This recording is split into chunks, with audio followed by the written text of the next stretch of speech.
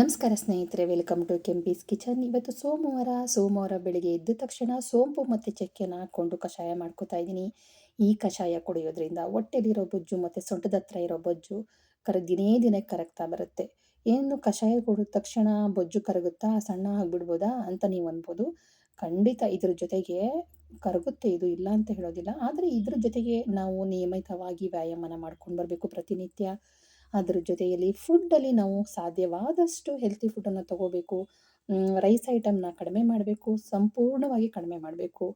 ಆಮೇಲೆ ಸ್ವೀಟ್ ತಿನ್ನೋದನ್ನು ಕಡಿಮೆ ಮಾಡಬೇಕು. ಬೇಕರಿ ಐಟಮ್ಸ್ಗಳು ಮತ್ತು ಹೊರಗಡೆ ಸಿಗ್ತಕ್ಕಂತಹ ಫುಡ್ಡುಗಳು, ನಾವೇನು ಹೋಟೆಲಲ್ಲಾಗಿರ್ಬೋದು, ಬೇಕ್ರಿಯಾಗಿರ್ಬೋದು, ಪಾನಿಪುರಿ, ಗೋಬಿ ಮಂಚೂರಿ ಈ ಥರ ಎಲ್ಲ ಸಿಗುತ್ತಲ್ಲ, ಅದು ಯಾವುದೂ ತಿಂದಿರ ಮನೆಯಲ್ಲೇ ನೀಟಾಗಿ ರೊಟ್ಟಿ, ಚಪಾತಿ, ರಾಗಿ ಮುದ್ದೆ, ಪಡ್ಡು, ನಾವು ಒತ್ತು ಶಾವಿಗೆ ಈ ಥರ ಎಲ್ಲ ಹೇಳ್ತೀವಲ್ಲ, ಅದನ್ನೆಲ್ಲ ಮಾಡಿಕೊಂಡು ರಾಗಿ ಮುದ್ದೆ ಇದೆಲ್ಲ ತಿಂದರೆ ಖಂಡಿತವಾಗ್ಲೂ ತಿಂಗಳಿಗೆ ಕಡಿಮೆ ಅಂದ್ರೂ 2.5 ಕೆಜಿಯಿಂದ 3 ಕೆಜಿ ಸಣ್ಣ ಆಗ್ಬೋದು. ನಿಯಮಿತವಾಗಿ ವ್ಯಾಯಾಮ ಅಂದರೆ ಸುಮಾರು ಅರ್ಧ ಗಂಟೆ ವ್ಯಾಯಾಮ ಮಾಡೋದು ಸಾಕು. ಜಸ್ಟ್ ಒಂದು ವಾಕ್ ಮಾಡ್ಬೋದು, ಸ್ಕಿಪ್ಪಿಂಗ್ ಮಾಡ್ತೀರಾ, ಯೋಗಾಸನ ಮಾಡ್ತೀರಾ, ಅದು ನಿಮಗೆ ಸೇರ್ಪಟ್ಟಿದ್ದು. ಬಟ್ ಅರ್ಧ ಗಂಟೆ ವ್ಯಾಯಾಮ ಮಾಡಲೇಬೇಕು. ಹಾಗಾಗಿ ಸ್ನೇಹಿತರೆ, ಇವತ್ತಿನ ವಿಡಿಯೋ ಇಷ್ಟ ಆದಲ್ಲಿ ಒಂದು ಲೈಕ್ ಕೊಡೋದನ್ನು ಮರಿಬೇಡಿ. ಹೊಸ್ದಾಗಿ ನೋಡ್ತಾ ಇರೋರು ಸಬ್ಸ್ಕ್ರೈಬ್ ಮಾಡ್ಕೊಳ್ಳಿ. ಇವತ್ತು ದೋಸೆ, ಆಲೂಗಡ್ಡೆ ಪಲ್ಯ, ಚಟ್ನಿ ಮಾಡ್ತಾ ಇದ್ದೀನಿ. ಬೇರೆ ಏನು ಮಾಡ್ತಾ ಇಲ್ಲ. ಸ್ವಲ್ಪ ಸಾಂಬಾರು ಉಳಿದಿತ್ತು, ಅದಕ್ಕೇ ನಾನು ಸಂಜೆ ಮಾಡಿಕೊಂಡ್ರೆ ಆಯಿತು. ಇವತ್ತು ಹೇಗಿದ್ರೂ ಸೋಮವಾರ ಬೇರೆ ತುಂಬ ಕೆಲಸಗಳ ಒಂದು ತರಾತುರಿ ಎಲ್ಲ ಇರ್ತೀನಿ. ಯಾಕೆಂದರೆ ವಾರದ ಮೊದಲನೇ ವಾರ ಅಲ್ವಾ, ಹಾಗೆ ಆಲೂಗಡ್ಡೆ ಬೇಯಿಸಾಕ್ಬಿಟ್ಟು ಮಿಕ್ಕಿದ ಕೆಲಸ ಎಲ್ಲ ಮಾಡ್ಕೊಳ್ಳೋಣ ಅಂತ ಮಾಡ್ಕೊಳ್ತಾ ಇದ್ದೀನಿ. ಹಾಗೆ ಸ್ನೇಹಿತರೆ, ನಿನ್ನೆ ವಿಡಿಯೋಗೆ ಒಳ್ಳೊಳ್ಳೆ ಕಮೆಂಟ್ ಹಾಕಿದ್ದೀರಾ, ಥ್ಯಾಂಕ್ ಯು ಸೋ ಮಚ್. ಆದರೆ ನಾನು ನಿಮ್ಮ ಕಮೆಂಟ್ಗೆ ಈ ವಿಡಿಯೋದಲ್ಲಿ ಉತ್ತರ ಕೊಡ್ತೀನಿ. ನನ್ನ ತಾಯಿ ಅವರ ಸೊಸೆ ಪರವಾಗಿ ಇದ್ದಾರೆ, ಹೆಣ್ಮಕ್ಳು ಪರವಾಗಿಲ್ಲ ಅಂತ ಹೇಳಿದ್ರಿ. ಖಂಡಿತವಾಗ್ಲೂ ನಿಮ್ಮ ತಾಯಿ ನಿಜವಾಗ್ಲೂ ಬುದ್ಧಿವಂತ ಹೆಣ್ಮಗಳು ಅಂತಲೇ ಹೇಳ್ಬೋದು. ಯಾವತ್ತು ನನ್ನ ಮನೆಯ ಮಗಳು ಬೇರೆಯವ್ರ ಮನೆ ಸೊಸೆ ಆದ್ಲೋ ಆ ಮನೆಗೆ ಅವಳು ಮಗಳಾಗ್ತಾಳೆ. ಯಾವತ್ತು ನಿಮ್ಮ ತಾಯಿ ಮನೆಗೆ ನಿಮ್ಮ ಅತ್ತಿಗೆ ರೂಪದಲ್ಲಿ ನಿಮ್ಮ ಅತ್ತಿಗೆ ಬಂದರೋ ಅವತ್ತು ಆ ಮನೆಯ ಸೊಸೆ ಮಗಳಾಗಿರ್ತಾಳೆ. ಅದನ್ನು ಚೆನ್ನಾಗಿ ಅವ್ರು ಅರ್ಥ ಮಾಡಿಕೊಂಡು ಯಾವತ್ತೂ ಸೊಸೆಗೆ ಅವರು ಸಪೋರ್ಟ್ ಮಾಡ್ತಾರೆ. ಖಂಡಿತವಾಗ್ಲೂ ಸ್ನೇಹಿತರೆ, ಪ್ರತಿಯೊಬ್ಬರು ಹೆಣ್ಮಕ್ಳು ಆ ಥರ ಮಾಡೋದ್ರಿಂದ ಮನೆ ಯಾವತ್ತೂ ಒಡೆಯೋದಿಲ್ಲ. ಯಾವತ್ತೂ ವೃದ್ಧಾಶ್ರಮ ಸೇರೋದು ಬೇಡ, ಅನಾಥಾಶ್ರಮ ಸೇರೋ ಹಾಗಿಲ್ಲ. ಅತ್ತೆ ಸೊಸೆ ಚೆನ್ನಾಗಿರ್ತಾರೆ ಅಂತಲೇ ಅನ್ಬೋದು. ಅದ್ರ ಜೊತೆಗೆ ಇನ್ನೊಂದು ಕಮೆಂಟ್ ಬಂದಿತ್ತು, ಅಕ್ಕ ನಮ್ಮ ಅತ್ತಿಗೆ ಬಂದ್ಬಿಟ್ಟು ನಮ್ಮ ತಂದೆ ತಾಯಿನ ನೋಡ್ಕೊಳ್ಳೋದಿಲ್ಲ, ಏನು ಮಾಡೋದು ಅಂತ. ನಾನು ಯಾವಾಗಲೂ ನಿಮಗೆ ಹೇಳ್ತಾನೆ ಇರ್ತೀನಿ, ಇವತ್ತಿನ ಜನ್ರೇಷನ್ನೇ ಆಗಲಿ, ಹಿಂದಿನ ಜನ್ರೇಷನ್ನೇ ಆಗಲಿ, ನಮ್ಮ ಖರ್ಚಿಗೆ ಅಂತ ನಾವು ದುಡಿಯೋ ವಯಸ್ಸಲ್ಲಿ ದುಡ್ಡನ್ನು ನಮಗೋಸ್ಕರ ನಾವು ಇಟ್ಕೋಬೇಕು. ಎಲ್ಲನೂ ಗಂಡ್ಮಕ್ಳು ಕೈಗೆ ಕೊಟ್ಬಿಟ್ಟು ಗಂಡ್ಮಕ್ಳ ಹತ್ರ ಕೈ ಒಡ್ಡೋ ಪರಿಸ್ಥಿತಿ ಬಂದರೆ ಇದೇ ಥರನೇ ಆಗೋದು. ತಂದೆ ತಾಯಿನ ಖಂಡಿತ ನೋಡ್ಕೊಳ್ಳೋದಿಲ್ಲ ಅವರು.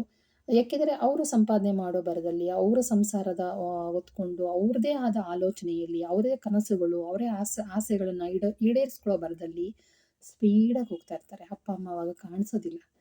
ಅದ್ರ ಜೊತೆಗೆ ನಾನು ಹೇಳೋದು ಒಂದೇ ಸ್ನೇಹಿತರೆ, ಯಾವತ್ತೂ ನನ್ನ ತಂದೆ ತಾಯಿನ ನೋಡ್ಕೊಳ್ತಾ ಇಲ್ಲ ಅಂತ ಅಂದ್ಬಿಟ್ಟು ತಂದೆ ಮನೆಯ ಪರವಾಗಿ ಯಾವುದೇ ಕಾರಣಕ್ಕೂ ಹೋಗ್ಬೇಡಿ. ನಿಮ್ಮ ಮನೆಯಲ್ಲಿ ಅತ್ತೆ ಮಾವನ ನೀವು ಚೆನ್ನಾಗಿ ನೋಡ್ಕೊಳ್ಳಿ. ನಿಮ್ಮ ತಂದೆ ತಾಯಿ ಅದೇ ಖುಷಿ ಸಿಗುತ್ತೆ. ಅದರ ಆಶೀರ್ವಾದದ ಪ್ರತಿಫಲವಾಗಿ ನಿಮ್ಮ ಅತ್ತೆ ಮತ್ತು ನಿಮ್ಮ ಅತ್ತಿಗೆ ಚೆನ್ನಾಗಿ ನೋಡ್ಕೊಳ್ತಾರೆ. ಹಾಗೆಯೇ ಸಾಧ್ಯವಾದಷ್ಟು ನಿಮ್ಮ ಅತ್ತಿಗೆ ಜೊತೆನೇ ಚೆನ್ನಾಗಿರಿ ಅಂತ ಹೇಳೋದು ಯಾವಾಗಲೂ ಇದೇ ಕಾರಣಕ್ಕೆ. ಅತ್ತಿಗೆ ನಾದಿನಿಯರು ಚೆನ್ನಾಗಿತ್ತು ಅಂದರೆ ಅತ್ತೆನೂ ಚೆನ್ನಾಗಿ ನೋಡ್ಕೊಳ್ತಾರೆ, ಮಾವನೂ ಚೆನ್ನಾಗಿ ನೋಡ್ಕೊಳ್ತಾರೆ.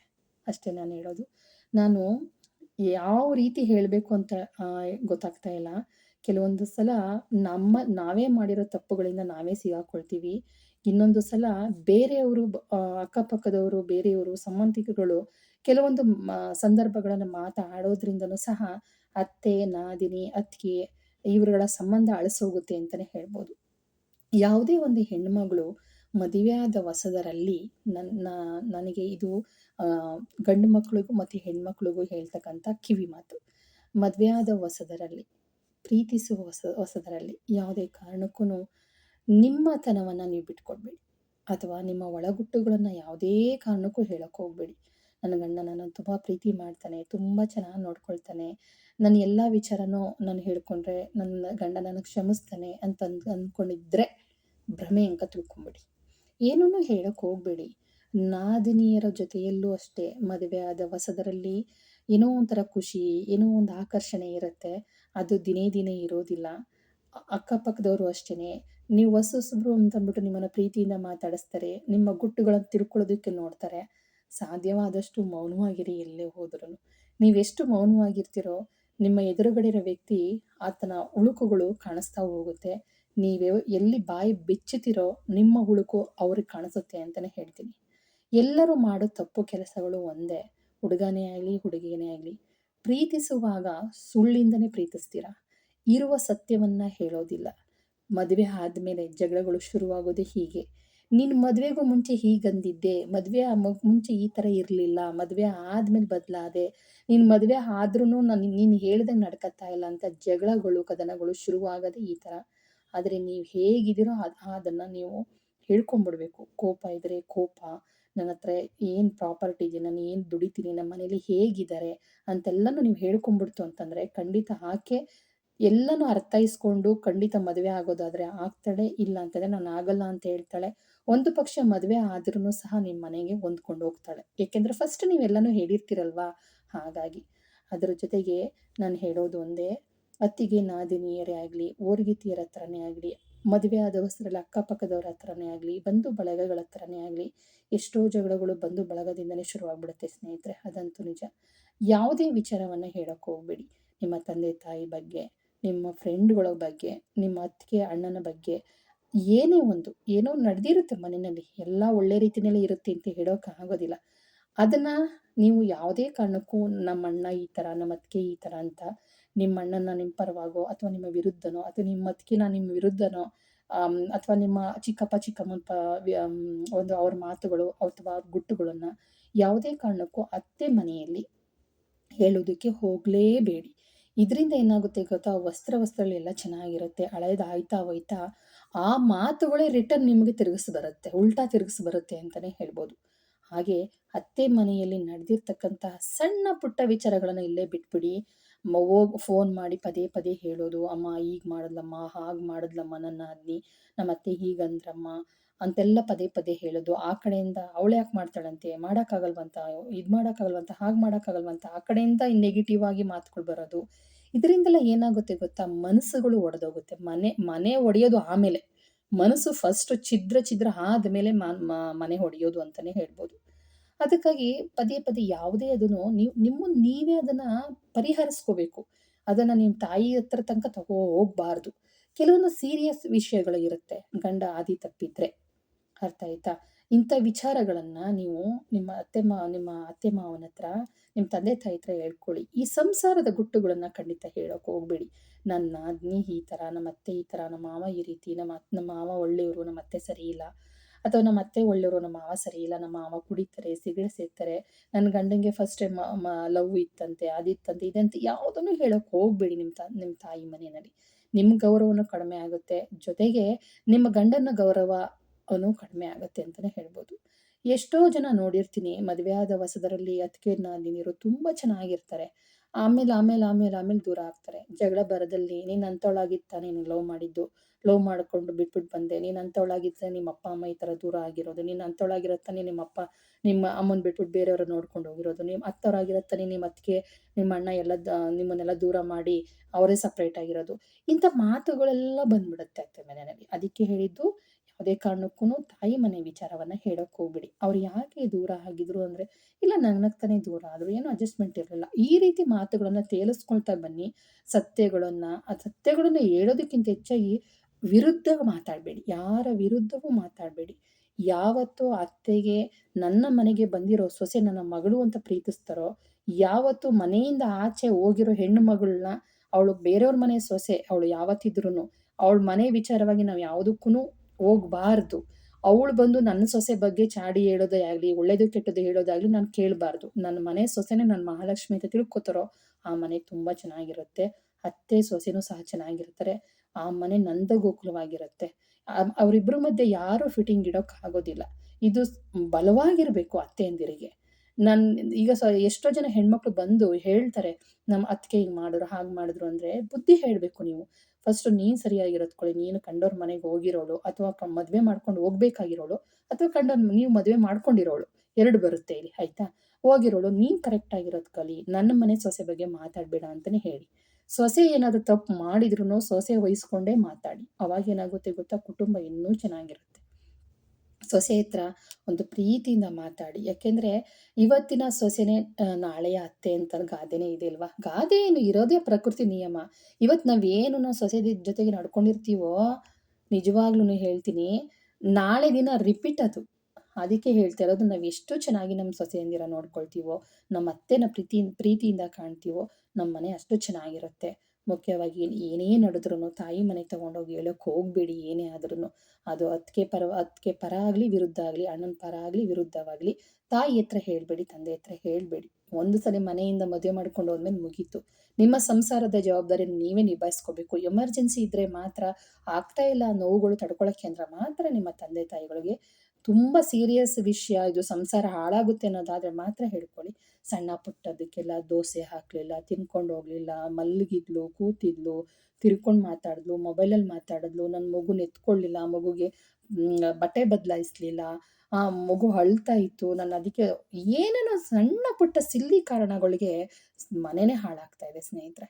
ಖಂಡಿತವಾಗ್ಲೂ ಅದಕ್ಕೆ ಹೇಳ್ತಾ ಇದ್ದೀನಿ, ಮದುವೆ ಆದ ಹೊಸದರಲ್ಲಿ ಯಾವುದೇ ಕಾರಣಕ್ಕೂ ಅತ್ತೆ ಹತ್ರ, ಹೊರಗಿತಿ ಹತ್ರ, ನಾದಿನಿರ ಹತ್ರ, ಬಂಧು ಬಳಗದ ಹತ್ರ ಆಗಲಿ, ಜೀವನದ ಕೊನೆಯವರೆಗೂ ಹೇಳ್ತೀನಿ, ನಿಮ್ಮ ಮನೆಯ ಗುಟ್ಟುಗಳನ್ನು ಹೇಳಬೇಡಿ.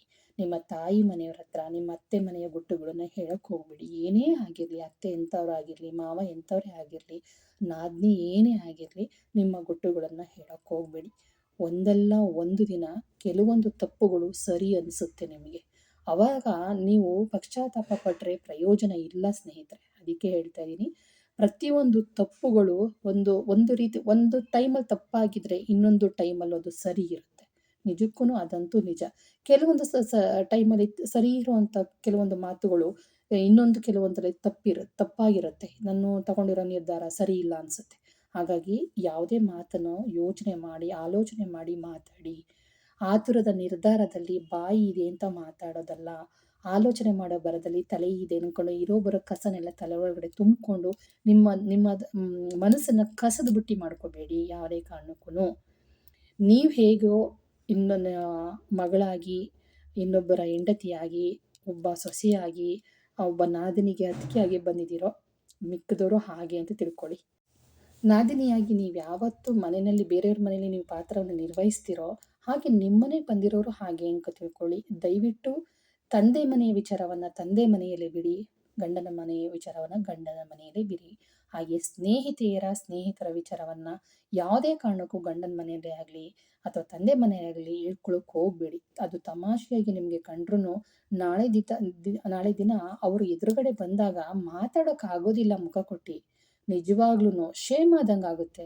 ನೀವು ಸುಳ್ಳೇ ಹೇಳಿರ್ತೀರೋ, ತಮಾಷೆಗೆ ಮಾಡಿರ್ತೀರೋ, ಅದು ನಿಜವಾಗ್ಲೂ ನಡೆದಿರುತ್ತೋ ಅದು ನಮಗೆ ಗೊತ್ತಿಲ್ಲ. ಆದರೆ ಎದುರುಗಡೆ ಬಂದಿರೋ ವ್ಯಕ್ತಿ ಒಂದು ರೀತಿ ಅವರ ಗೌರವ ಕಡಿಮೆ ಆಗುತ್ತೆ. ಖಂಡಿತವಾಗ್ಲೂ ಆ ವಿಚಾರಗಳನ್ನ ಹೇಳೋಕ್ಕೆ ಹೋಗಬೇಡಿ.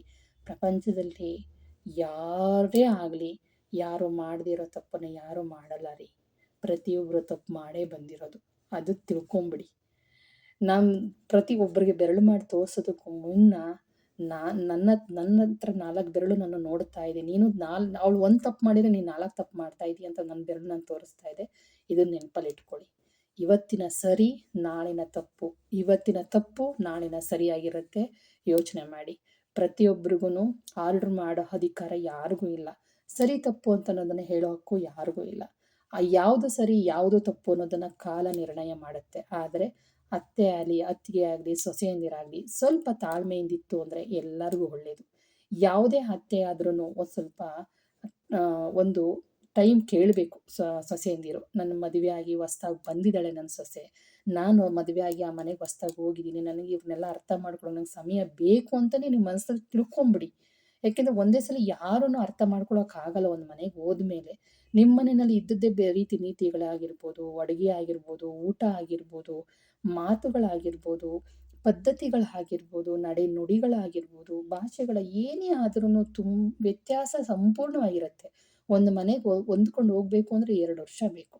ಅತ್ತೆಯರಲ್ಲೂ ಒಂದು ವಿನಂತಿ, ನನ್ನ ಮನೆ ಸೊಸೆ ನನ್ನ ಮನೆಗೆ ಬಂದಿದ್ದಾಳೆ ಅಂದರೆ ನಿಮ್ಮನ್ನು ಅರ್ಥ ಮಾಡ್ಕೊಳ್ಳೋಕ್ಕೆ ಕನಿಷ್ಠ 2 ವರ್ಷನಾದರೂ ಬೇಕಾಗುತ್ತೆ. ಅಲ್ಲಿ ತನಕ ಸಾಧ್ಯವಾದಷ್ಟು ಅವಳ ತಪ್ಪು ಒಪ್ಪುಗಳನ್ನು ಬೆರಳು ಮಾಡಿ ತೋರಿಸ್ದೆ, ಅವಳ ತಪ್ಪು ಒಪ್ಪುಗಳನ್ನು ತಿದ್ದಿ ಓರಣವಾಗಿ ಮಾಡಿದ್ರೆ ಸಾಕು ಅವಳನ್ನು. ಇನ್ನೆಂಥದ್ದು ಕೇಳೋದಿಲ್ಲ. ಅಕ್ಕ ಏನಕ್ಕ ನೀವು ಇಷ್ಟೆಲ್ಲ ಹೇಳ್ತಾ ಇದ್ದೀರಲ್ಲ, ನಿಮ್ಮ ಜೀವನ ಹೇಗೆ ಅಂದರೆ, ನನ್ನ ಜೀವನದಲ್ಲಿ ನಾವು ಎಲ್ಲನೂ ನೋಡಿದ್ದೀನಿ. ಮೌನ. ಅಜ್ಜಿ ಮದುವೆ ಮಾಡ್ಕೊಳ್ಳೋದಕ್ಕೂ ಮುಂಚೆ ಮನೆಯಲ್ಲಿ ಏನೇ ಮಾತು ಬಂದ್ರೆ ನನಗೆ ಕಿವಿಗೆ ಹಾಕಬಾರದು, ಏನಿದ್ರು ನೀನೇ ಅನುಭವಿಸ್ಬೇಕು ಅಂತ ಹೇಳ್ಕೊಂಡು ನನ್ನ ಮದುವೆ ಮಾಡ್ಕೊಂಡು ಹೋಗಿತ್ತು. ಲೈಫಲ್ಲಿ ಎಲ್ಲನೂ ಅನುಭವಿಸಿದ್ದೀನಿ. ಅನುಭವಿಸಿರೋ ಅನುಭವಕ್ಕೆ ನಾನು ಇಷ್ಟೆಲ್ಲ ಮಾತಾಡ್ತಾ ಇದ್ದೀನಿ. ಎಲ್ಲ ಬಂದಿದೆ. ಪ್ರತಿಯೊಂದು ವಿಚಾರ ನನ್ನ ಚಿಕ್ಕಮ್ಮ ಒಂದು ರೀತಿ ನೋಡಿದ್ರೆ ನನ್ನ ಯಜಮಾನ್ರ ಅಕ್ಕ ಆಗಬೇಕು. ಇನ್ನೊಂದು ಕಡೆ ನೋಡಿದ್ರೆ ನನ್ನ ತಾಯಿ ತಂಗಿ ಆಗಬೇಕು. ಅವರು ಸಹ ನನ್ನ ಚಿಕ್ಕಮ್ಮಂದು ರೀತಿನೂ ನೋಡಿದ್ದಾರೆ, ಎಷ್ಟೋ ಸಲ ನಾದ್ನಿಯ ರೂಪನೂ ತಾಳಿದ್ದಾರೆ. ಅದಕ್ಕೆ ಮೌನ ವಹಿಸ್ತಿದ್ದೆ ನಾನು. ಏಕೆಂದರೆ ಇತ್ತೀಚೆಗೆ ನಾನು ಮಾತಾಡೋದು ಕಲ್ತಿರೋದು. ಅದಕ್ಕಿಂತ ಮುಂಚೆ ನಾನು ಮಾತಾಡ್ತಿರಲಿಲ್ಲ ಯಾರ ಹತ್ರ. ನಾನು ತುಂಬ ಮೌನ, ಸಿಕ್ಕಾಪಟ್ಟೆ ಮೌನ, ಒಂದೇ ಮಾತು ಆ ಥರ ಮಾತಾಡ್ತಾ ಇದ್ದೆ. ಇತ್ತೀಚೆಗೆ ಸ್ವಲ್ಪ ಮಾತಾಡೋದನ್ನು ಕಲ್ತಿದ್ದೀನಿ. ಜೊತೆಗೆ ನೇರ ನೋಡಿ, ಅದರಿಂದ ಸ್ವಲ್ಪ ಮೌನನೇ ಇರೋದು ಒಳ್ಳೆಯದು ಅಂತ ಮೌನವಾಗಿರ್ತಿದ್ದೆ. ಜೀವನದಲ್ಲಿ ನಾನು ಅನುಭವಿಸಿದ್ದೀನಿ. ನಾನು ಆಗಲೇ ಹೇಳಿದ್ನಲ್ಲ, ನನ್ನ ಲೈಫು ಇವತ್ತು ಏನು ಅರ್ಧದಷ್ಟು, ಒಂದು 60 ವರ್ಷಕ್ಕಾಗುವಷ್ಟು ನನ್ನ ಲೈಫನ್ನ ನಾನು ನೋವನ್ನು ಅನುಭವಿಸ್ಬಿಟ್ಟಿದ್ದೀನಿ ಇವತ್ತೊಂದು ಈ ಒಂದು ಇದಕ್ಕೇನೆ. ಹಾಗಾಗಿ ನಾನು ಹೇಳ್ತಾ ಇರೋದು ಸ್ನೇಹಿತರೆ, ದಯವಿಟ್ಟು ಒಬ್ಬ ಸೊಸೆಗೆ ಸಮಯವನ್ನು ಕೊಡಿ. ಒಬ್ಬ ಅತ್ತೆಗೆ ಒಂದು ತಾಳ್ಮೆ ಅಥವಾ ಒಂದು ಸಹನೆ ಬೇಕು ಅಂದರೆ ಸೊಸೆದಿರು ಸಹ ಅತ್ತೆಗೆ ಸಮಯನ ಕೊಡಬೇಕಾಗುತ್ತೆ. ಯಾವುದು ಗುಟ್ಟುಗಳನ್ನ ಹೇಳ್ಕೊಳ್ಳೋದಕ್ಕೆ ಹೋಗಬೇಡಿ. ಇವತ್ತು ನಿಮ್ಮ ಮನೆ ಆ ಮನೆ ಸೊಸೆದಿರ ಆಗಿದ್ದೀರಾ ಅಂತಂದರೆ ಆ ಮನೇಲಿ ಮಗಳು ಅಂತಲೇ ಲೆಕ್ಕ. ಯಾವ ತಾಯಂದಿರು ತನ್ನ ಸೊಸೆ ಪರವಾಗಿ ನಿಂತ್ಕೊಂಡು ಮಾತಾಡ್ತಿರೋ ಅವ್ರಿಗೆ ಇಲ್ಲಿಂದನೇ ಕೈ ಮುಗಿತೀನಿ. ಆ ಕಮೆಂಟ್ ನೋಡ್ಬಿಟ್ಟು ನನಗೆ ತುಂಬ ಖುಷಿ ಆಯಿತು.